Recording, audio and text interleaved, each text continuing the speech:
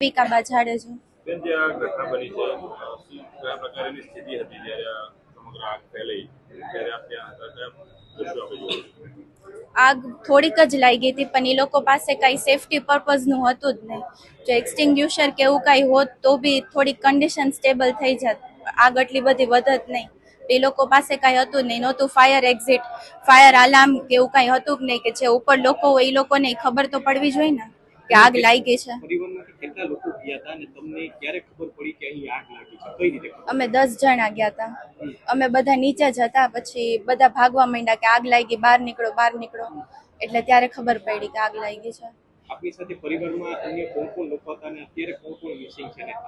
આપની ઈજા થઈ છે તો કેવી ઈજા થઈ છે સામાન્ય? નહીં, મને એમ તો કાંઈ નથી થયું. મને બધાએ ધક્કા મારીને અમને તો બહાર મોકલી દીધા કે તમે અહીંથી જાઓ, અમે બહાર નીકળી જશું. એટલે અમે એવું વિચાર્યું કે ઉપર કંઈક ફાયર એક્ઝિટ કે કંઈક તો હશે ને.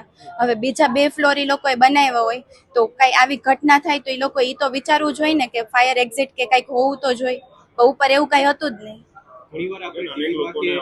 હવે આમાં મોટો વાક તો ગવર્મેન્ટનો કહેવાય કે આવી રીતે બધાને તમે હા પાડી દો છો તો એટલીસ્ટ પહેલા ચેક તો કરવું જોઈએ ને કે સેફટી પર્પઝમાં કેવી રીતે છે.